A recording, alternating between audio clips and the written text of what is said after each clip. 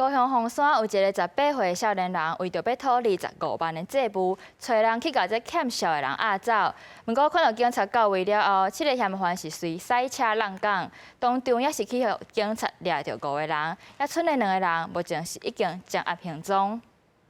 这台黑色的轿车车顶有一块铁皮，也个监视器，停伫破案路家随行路口，警方甲车顶的人压伫咧涂骹，因为因伫咧路的掠人，赛车遭警察时阵弄歹停车场的设备。他还没打方向灯，然后直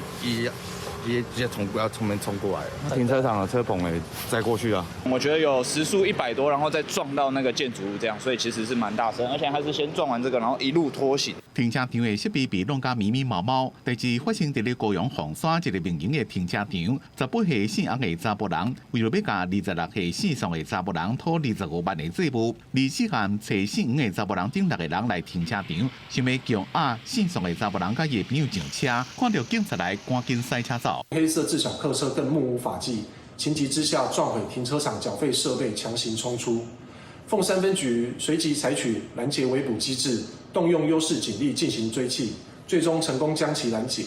员警采取强势作为，将车上嫌疑人当场压制在地。 这个涉案的人，即马已经有5个人到案。验过这组姓洪的查甫人，甲另外一个主嫌犯姓黄的查甫人伫咧走路，警方已经成立专案小组，掌握行踪要掠人。我是看到群主就赶过来了，担心我的车子是被破坏的，因为我的车子是新车。 为着民众被惊到，正担心当地治安。25等到案发的现场，看到停车场设备也未修好，警方讲案件伫审后将会依照妨碍秩序、妨碍自由、毁损加伤害等罪嫌，移送高雄地检署侦办，并且检察官将当起诉。